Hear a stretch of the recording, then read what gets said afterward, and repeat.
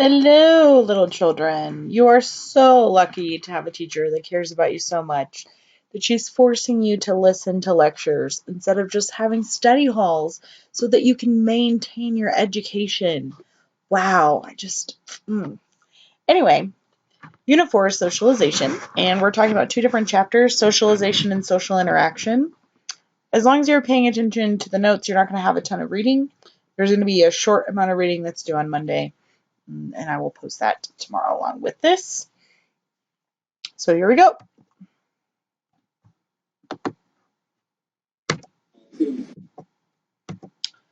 So the nature versus nurture, it's a false debate. We kind of talked about it. The book hits on this a lot. It's really not one way or the other. It's really both. But the argument usually is when you come down to it, what is something that's more nature heavy or nurture heavy? There's a lot of people that like to get into arguments all the time, scientists, as to whether something that happens is one way or the other. But it's something that in sociology we just accept it's both. You have to have both. So with socialization, nurture is that social interaction that teaches the child intellectual, physical, and social skills that you need to function as a member of society. So we're talking about how you start learning nurture at birth, and it connects you to your culture, whether that's locally or on a larger scale, and it also contributes to your personality and who you are. So a good example of this is I absolutely love this quote by Dennis Leary that racism isn't born, it's taught. And he says, I have a 2-year-old son. Know what he hates? Naps. End of list. I really love that because it's something that you learn to do it. And then genetics are inherited in their nature. So those are the biological things that you get from your mom and your dad. So whoever the two people that gave you life were. So chemical processes, what your blood type is, your sense of taste and color. And also physical traits like height, weight, hair color, etc. So for example, my father-in-law, Mike's dad, has color blindness. He has a red color blindness, so he can't see any kinds of definition between different shades of red and white. So he cannot see the color pink at all. And the morning of his wedding, he was all ready, and he came down the stairs, and he had a bright pink shirt on underneath his wedding tux, and everyone said, "What are you doing?" And he said, Marie had me go out and buy a shirt. They said, "Dude, you're wearing a bright pink shirt." So they had to go and, buy him a white shirt really quickly because his parents both had that deeply recessive gene that caused some sort of color blindness in him. Okay, so those are the things that we kind of talked about already. So now we're going to discuss social issues that can be found in Chapter 4. So deprivation and development, concept of self, and then dimensions of development. And you don't have to necessarily pause this and write those down right away because we're going to go into detail with each of those things. So the first thing is deprivation and development. So when we have extreme childhood deprivation, then you're going to have all kinds of both nature and nurture problems. It's going to inhibit your social attachments. So can you meaningfully interact and have affectionate bonds with other people? And how you have those bonds. And a lot of times it causes people to have to go into institutions or impersonal care. So, you have to, a lot of people in mental hospitals, they weren't necessarily, I mean, sure, there are people that have, it's a nature thing, but a lot of people, it's a nurture. Nobody cared for them in the way that taught them to care for themselves. And then you have attachment disorders that are attached to that. So an inability to trust people or form relationships, and it causes a real problem for your socialization because you don't learn what your culture is like, and you don't learn how to attach yourself appropriately to things, etc. and so forth. So we watched this in Jeannie from The Secrets of the Wild Child, and we saw her example. And there's one more person that you need to meet. Excuse me. You need to meet for anything for me to call myself a legitimate sociology. So this is Harry F. Harlow's monkey study. Now, before you watch this, I will say that it makes me so sad to watch this because of just how it's sort of inhumane, and obviously it took place in a time when that was not a problem to not be so nice to these, but Conquest. The search for new knowledge about our universe, yeah, you're right. Black and our white. world, and ourselves. This monkey is an orphan, separated from his mother since the day of his birth. Literally, his life hangs by a thread, a soft cheesecloth pad that is his only companion, his only comfort. Once a day, the pad is removed for cleaning. This is the laboratory of psychologist Harry Harlow. Troubled, distressed, permanently deprived. He is studying monkeys to better understand human relationships. He may die for want of love. Harlow believes he can use science to study love. With a series of pioneering experiments, he explores territory where few scientists have ventured. Harlow said that there was such a thing as a science of love, for example, that love, the kind of intimacy that characterized relationships between mothers and infants, although in his case he studied monkeys, could be the object of science, that you literally could move love into a laboratory, put it under a microscope. Harlow is studying love because he believes it makes an indelible impact on a young life. The relationship between a mother and her child, what Harlow calls our earliest social environment, could hold the key to explaining behavior throughout life. Harlow designs a set of ingenious experiments. He raises a baby monkey, allowing it to choose between two surrogate mothers, a wire mother that feeds it, and a cloth mother that doesn't. A cloth mother that Harlow thinks might provide something else: comfort and love. Here's baby 106, weaned on a wire mother. He's going to the wire mother. But this infant quickly runs to the cloth mother, where he will stay for the next 18 hours cuddling.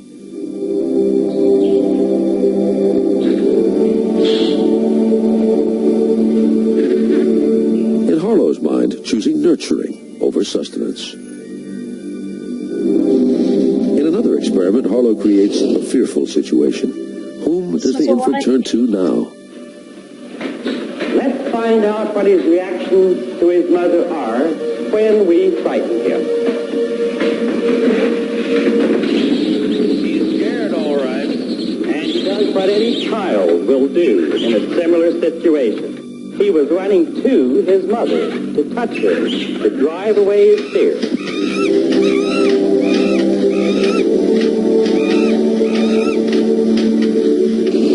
To Harlow, there is something about the experience of comfort and love, even more than food, that seems crucial to all these monkeys. But what happens when the infant is raised alone, without any mother at all, wire or cloth? In this situation, the orphan monkey stays alone. He won't even go to the cloth mother when frightened, but retreats into his own world. Harlow believes he has shown how want of love can damage an infant for life, and he worries the same is true for people. What comes through loud and clear in Harry Harlow's experiment was that early experience and the environment were crucial to the healthy development of the infant child. And that in a sense, if you messed up, if the right kind of maternal presence was not there during the critical years, then that infant might grow up to be an adult incapable of forming healthy relationships with other kinds of people. Okay, so obviously there's a lot of issues that we learned about with you can't do that. You can't cause something physical harm. Like the right thing to do would give those poor monkeys to a surrogate monkey mom, but the result of it is, though, that he proved that love is a serious part of your development. All right, so now we're on to the concept of self. So social identity is based on your status, which is defined in your textbook as socially defined positions acquired through socialization. So the self is this changing, enduring personal identity. So a kid to a toddler, to a student, to a college student, to a businessman, to a husband, to a grandparent, to an elderly. So somewhere along the lines down here, he sort of identifies who his sense of self is. And as he grows, he still is the same person, right? There are certain things that were developed within his, especially his formative years, that he maintains throughout his life. So it's an enduring personal identity. But at the same time, he has a lot of ways in which his role changes. So it changes in that, he's a businessman, he's also a husband, he may switch career fields, but there is that enduring personal identity that you have. Now we're going to talk about human development. This is something that if you really enjoy it, that I highly encourage you to take psychology or introduction to psych when you get to college. You'll really enjoy it even more. So we're going to kind of touch on this stuff, but it's a lot heavier into the psych side of things. So there's the things we're going to study are cognitive, moral, and gender development. So your cognitive development has two stages that we're going to talk about. There's sensor motor stage and your operational stage. So your sensory motor stage is touching and feeling and cause and effect. And your operational stage is understanding the relationships that are in your life and that there are consequences to your actions and decisions now. This is just so perfect because I have this baby. She's really cute. So I thought I'd use her as an example in this, right? So here we have Lilia, and this is the first time that she ever was fed food. And it is not just a picture in the total failure of Lilia to know how to eat food. It's mostly a picture in the failure of me knowing how to feed a baby food. Like I had no idea how to do that for the first time because they baby spit food back out at you because they don't know to swallow it yet. But that is when Lilia first started touching and feeling and understanding there are different textures to things and experiencing food. Then you also get later into where she went swimming for the first time this summer in the pool at camp. She felt and touched water, and she also learned that there's a consequence, there's a cause and effect. If you cause, your head to go back, you're going to go underwater, and the effect of that is that you're going to be upset. So she learned not to put her head back in the water by herself without someone holding her. And you also talk about, actual developmental things such as holding your head up for the first time or crawling as fast as you possibly can and giving your parents a heart attack. And then it's definitely true that she understands relationships in her life now. So, for example, every time I go to pick her up from the babysitter at the end of every work day, or my husband comes home, when we've gotten home, when we walk in the door, she lights up like a Christmas tree and then crawls toward us as fast as possible, right? Because she's in her operational stage of life right now. And she's also learning to understand that there are consequences of acts and decisions, and that will be the next sort of even more in-depth phase now that she's about to turn 1. Next slide. Oh, okay. Your moral development is a progression leading toward a shared view of right and wrong. So you understanding how to know right and wrong. And this is absolutely the coolest animation thing that I've ever seen. I really wish I could be with you in person so you guys could kind of shout out and tell me what to choose. But Lawrence Kohlberg in 1969, he had this moral dilemma that he decided to ask children all over the world.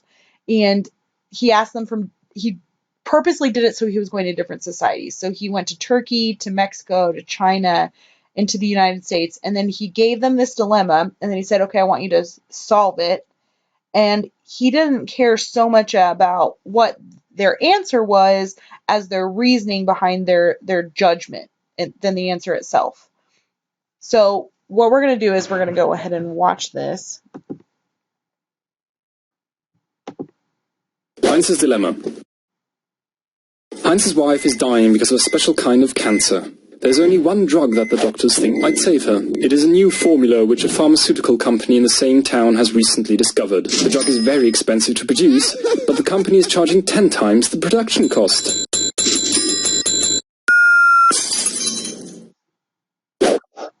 Heinz goes to everyone he knows to borrow money, but he can only collect half of what the drug costs. He tells the CEO of the company that his wife is dying and asks him to sell it for less so if he could pay at a later time. But the CEO refuses. He can make no exceptions. The research had been very expensive and the company needs to turn in a profit. What should happen next? Okay, so now I'm going to pretend like you're yelling at me what he should do. And we'll start with the one that I would guess the majority of you would say is that he should steal it, but he shouldn't go to prison.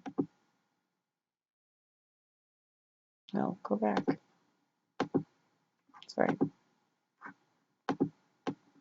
It's not letting me do it. Because I'm not playing it in the thing. Oh, I hate everything. Come on. Okay, sorry about that. It wasn't working. So, anyway, I'm going to assume that most of you would say that he should steal the drug but not go to prison because it's not fair. Heinz should steal the drug but not go to prison as that would be unfair.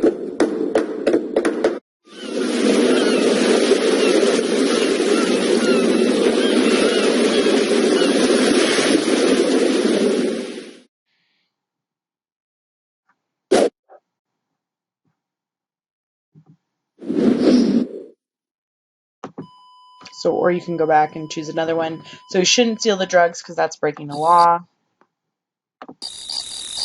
Heinz should not steal the drug since he would be breaking the law.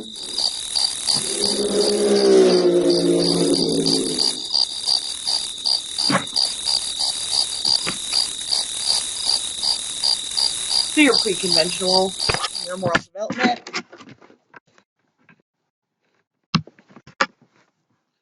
Or you might think that he should steal the drug and accept whatever he gets. Heinz should steal the drug and accept any prison sentence.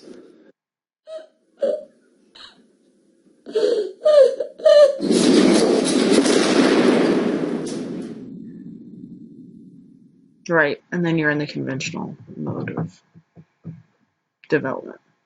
So, I think that's a really cool illustration that there are different choices, and based on the different choices, we can see what people think. So that was exactly what this guy did. He went to these children and said, you know, here's the dilemma. And based on how they reacted to it, he knew what stage of development they were in. And he also understood how children's minds work. And he came up with these 6 different stages. And he said that they were orientation toward punishment, orientation toward reward, orientation toward possible disapproval of others, orientation toward formal laws and fear of personal dishonor, orientation toward peer values and democracy, and orientation toward one's identity. And while I'm not going to necessarily test you on do you know those 6 in the order that they go in, I do think it's interesting that he noted that in all of his research, he thinks that people don't usually go past stages 3 or 4. So, or possible disapproval of others or formal laws. They usually don't have the peer values and democracy thing or worry more about their own values. And then the last of those 3 areas that we're going to talk about is the gender identity. So it comes in a biological grounding that there's a male and female difference in size, strength, and endurance, and they both have totally different reproductive roles, right?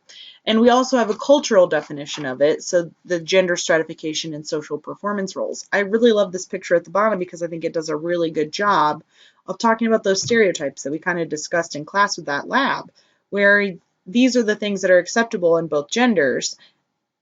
You know, it doesn't matter whether you actually like something or not. So we mostly already talked about this with our gender lab, but I just wanted to tell you that this is what I thought you guys all kind of seemed like when you were doing it. In the latest viral video, a little girl from Newburgh, New York named Riley takes less than a minute to clearly and concisely explain exactly what she thinks is really wrong with big business, unethical marketing practices, and gender roles. And whether or not you agree with her, you got to respect her passion. It'd be fair for all the girls to buy princesses and all the boys to buy superheroes. Girls want superheroes and the boys want superheroes. The companies who make these try to trick the girls into buying the pink stuff instead of stuff that boys want to buy, right? Yeah, so then why do all the girls have to buy princesses? Some girls like superheroes, some girls like princesses.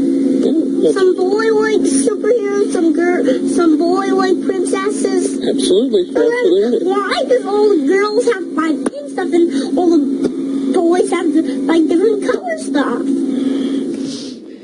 She said it. Don't trick the girls into buying.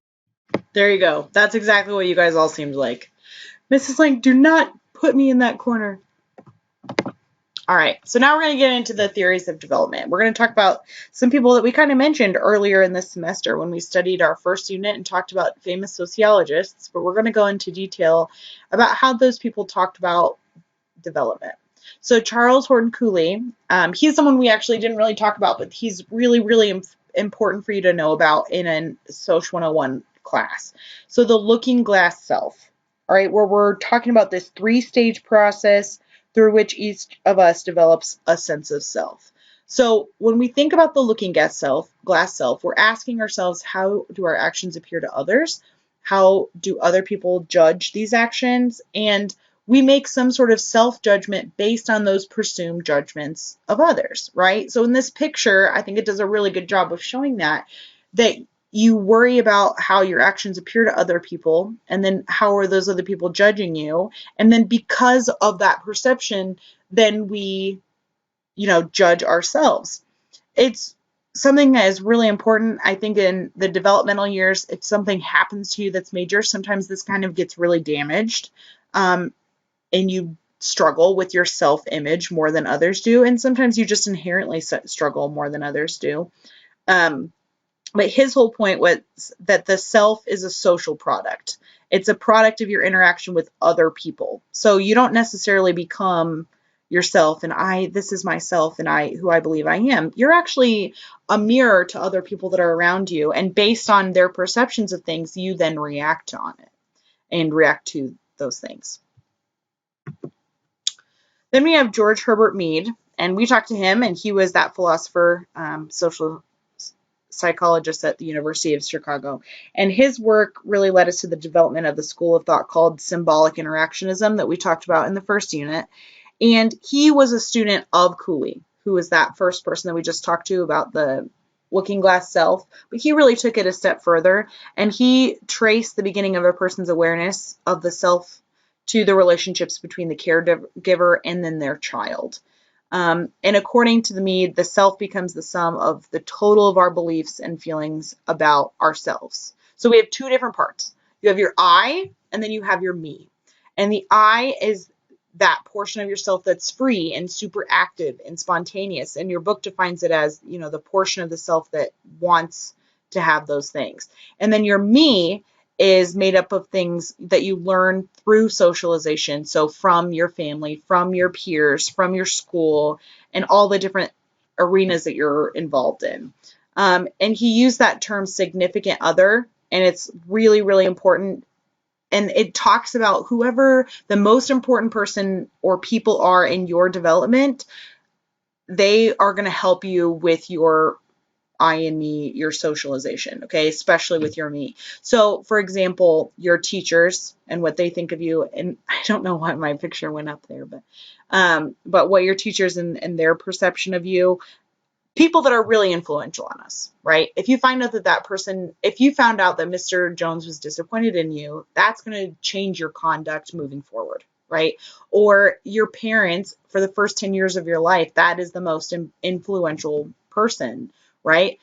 And as you get into school age, so from when you're in kindergarten on, your friends and peers are a hugely important significant other that is going to help shape your me, right? So we also have your generalized others, and those are when the viewpoints, attitudes, and expectations of society as a whole, or that community of people, or people that are important to us. Okay, so we're talking about, so we might think it's important to go to college because significant others have instilled this viewpoint in us. And at college, we might be influenced by the selected generalized others who represent the community of lawyers that we hope to join one day as we progress our education. All right.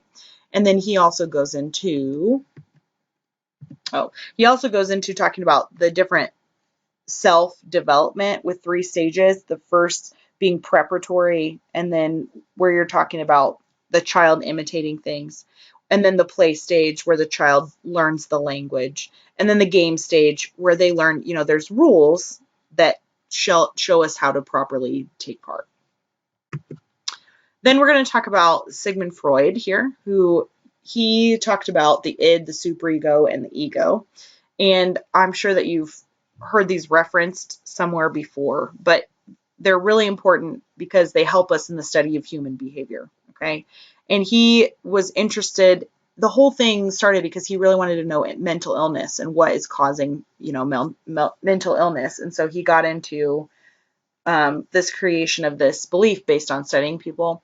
And the belief that the individual remains in constant contact with these 3 things. Okay, so you have the id, where it's your drives and instincts that every human has inherited but remain unconscious. So your id is always there. And that's why on the iceberg, it's always a part of it, but it's something that's very deep. It's certainly not something that we would ever say. But, in the case of the Titanic, it's probably pretty important. Then you have your superego, where you have the society's norms and moral values that we learn mostly from our parents, right? It's your internal censor. So it's not biological like the id is, but you learn it in the course of a person's socialization. So over time. And the superego, it tries to put the brakes on the id's impulsive attempts to satisfy the drives. So the superego holds back the id's unending drive for sexual expression. The id and the superego are kind of always at war. There's this eternal war with each other. And then fortunately, there's that third part that's super functional, and that's called the ego. And it tries not to only to mediate the the internal conflict between those two, but it also tries to find socially acceptable ways for that id to be expressed. All right. So it's kind of like that middle of the line that really helps you. So the ego is involved in kind of all 3 minds. And this image right here I used on purpose because this is what, every time someone teaches this, they're going to use this iceberg idea. That there's the conscious stuff that we see above the water, but there's stuff that's right below the surface that we're sort of aware of, but we don't think about as often. And then there's stuff that's inherently in us. Okay. And the id, superego, and ego kind of all go into that. And then you also have Erik Erikson, and we touched on him a little bit, and he also was with Freud and, in Europe as he was talking. And he talked about how life is a lifelong socialization. It's not just one thing that happens when you're a child. There's 8 different stages of it, and he identified those 8 different stages. And on this graphic, which I really love this graphic, you're talking about those specific 8 areas. So infant, toddler, preschool, school age, adolescent, young adult, middle age, older adult, right? And if we're talking about in terms of years, you're spending the most of your life in that middle age area, but all of that other stuff is super important in terms of your socialization. And all of those have a certain important thing with is involved in it, like your stage that you're in or your characteristic that you're working on. So your basic trust is something that you have to learn as an infant. Who can I kind of trust, and who is going to provide me with that security? Then you have a toddler who's experiencing autonomy, right? And they're also talking about on the bad side, they're learning about shame, they're learning about doubt. And that's when you're like 1 to 4 years old, right? So birth to 1 year, who can you trust? And then 1 to 4 years old, you're talking about autonomy, and you're talking about being self-centered and learning, right? And then they also learn the conditions that are going to end up making them feel inadequate, bad, evil, dirty. Then from 4 to 5 years old, you have your initiative and guilt stage goes another, step further. And you're talking about the child imitating adult behavior and trying to control sort of what's going on in the world around them. This is when you start seeing kids, I'm going to be a teacher, I'm going to do this, because they want to copy other people. And the problem with it that they experience a lot of times is they'll experience, feelings of inadequacy. So a lot of competition going to something, or inferiority, getting into guilt is going to be that problem. And then the next one that you have is industry. And so that's when you're 6 to 12 years old. So you're talking about elementary school leading up to sort of 6th grade. And that's when you're learning your sense of duty, your sense of accomplishment. The child's going to lay aside like that fantasy world and undertake tasks in schoolwork and how you live and work in a society. And then you're going to go into adolescence, which is identity versus role confusion. And you're talking about, who am I and what am I? And this is particularly happening in late middle school and high school. You're talking about, I'm going to go forth into the world, so I need to have this sense of self before I do that. And a lot of times, obviously, you can feel like people or society sort of fails you and they don't give you good enough role models, and that can have a big part in that. And then you get into your young adulthood, and where you're talking about intimacy versus isolation. So can you establish close personal relationships with others, and how to do that? And if you had problems with your other stages, then you're going to have a lot of trouble getting into that intimate side. And then middle age, you're talking about generativity versus stagnation. Okay, so the top being, of course, top of these being, whatever they're, I'm so sorry, talking about, and then the bottom being what it's going against. And you have to really feel adequate as a parent. You have to be in a work job that you really enjoy to feel like you're going in the right direction. And then in old age, you have integrity versus despair.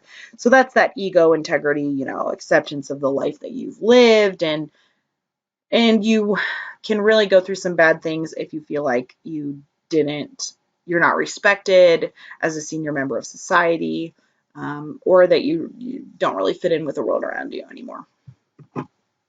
Okay, so the last thing we're going to talk about for today is the early socialization close to last thing that we're going to talk about is the early socialization in American society. So how does it work for us as Americans? Okay, first of all, you have the family, and this is the primary source for early socialization. That's when you're developing your class. That's developing your ethnicity. That is involved in your religion, right? So children have significant early experiences in daycare centers with no family members. That's when you're learning your values, norms, ideals, and standards that are going on later in life. So every family is socializing its children to their own particular version of the society's culture. So how we are socialized in Indiana is going to be different from a child who's socialized in India, right? Then the next thing that socializes you is school, all right? This is really important because it's trying to get you to selected skills and selected knowledge in that institutional framework. We're going to sit, we're going to learn. You stand in line, you are polite, you are treated certain ways based on other stuff, but it's really important. So AIDS education is something that the book brings up, and that it's an example of, the schools decide what issues are presented to children and what's not. So some parents, they object to teaching young children about how you get AIDS. So sexuality, condoms, and homosexuality are a lot of times they're, a big part of that. And despite the health risk, there's people that say, well, you shouldn't talk about those things because they're not appropriate. And then there's other people that say, whoa, there are major health risks involved here. And if they don't learn about these things, then they can't do that. It's the same sort of thing about, should you have abstinence only education? If you don't teach people how to use a condom, then yeah, they're more likely to get pregnant and get an STD because they don't even know condoms are out there. It's that kind of idea. Then you have your peer groups. So this is so, so, so important. And, it's one of the things that I really hope you take away, how dramatically your friend group influences you. I'm not trying to say you all need to go out and make new friends. I'm saying that who you choose to associate with, it develops so much of who you are as a person, right? And who you believe that you are. So you pick people in your peer group that you think are social equals to you. And this is something that's especially happening in high school, because before high school, you're sort of tracked with a group of people that live in your area or whatever. And then once you get to high school, it's more everybody's all together, right? If you're in Logansport, you're going to Logansport High School. You're going to be within that group. And that's when you're really going to choose who your friends are. I think another time that this is really particularly important is when you go to college, right? It's not about Logansport anymore. It's about who are you going to choose to associate yourself with. And then the last area is the mass media. And just talking about, there's that inescapable presence of the mass media in our lives. We're talking about 2.5 hours on weekdays and 4.3 hours on weekends that the mass media is going into via social media, via television shows, via Netflix binges, right? It has a massive presence in our lives. And the book really tries to push the idea that, video games and movies and all these things are massively pushing violence. And because of this, people are acting out. I find that a little outdated. I obviously am not going to be, for me personally, I don't find, World of Warcraft to be a fun way to spend my time. But there are some times where, it helps people to get out aggression as opposed to bottling it up and taking it out on another person. So I think that it does help them. But there's definitely an understanding and expectation within that as well that it's not real. And if that's not there, then you're going to have a bigger issue, involved in it anyway. All right. And then adult socialization. So that's when we're talking about your primary socialization, when individuals, you master your basic information skills. And then your adult socialization is that process where adults are learning their new statuses and roles.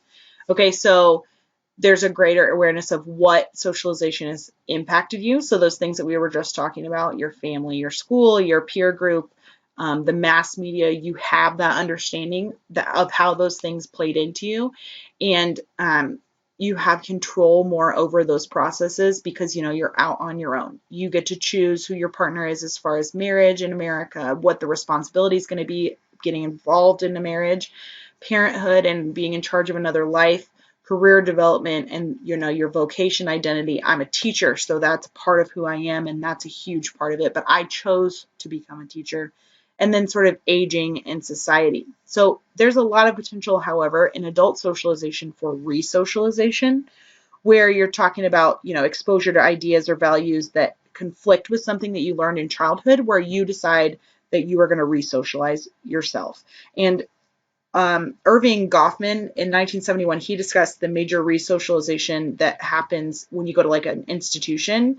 So prisons and mental hospitals where, the people that are involved in that, they're physically and socially isolated from the outside world, right? So they get massively resocialized to have something completely different. So a lot of times he noticed in his research that were factors that were causing it were, isolation from the outside world, spending all of one's time in the same place with the same people, shedding individual identity by giving up old clothes and using those prison uniforms, the clean break with the past, the loss of freedom, and all of those things, you're completely re-socializing those people. So, a lot of times you're going to see that too when you're talking about religious cults where people join it to completely change who they are, or they shed themselves. They're attracted to that idea of, I don't like who I am as a person anymore, so I'm going to shed that former self. And when we're talking about something to talk about too with, aging in society, going back to that, there are a lot of societies like, Japan or China when I went there, where you're talking about the oldest people have this huge respect. And I think a lot of times in the United States, your book talks about this too, but they just, hey, get out of the way, right? You need to move out of the workforce so that the younger people can have the jobs.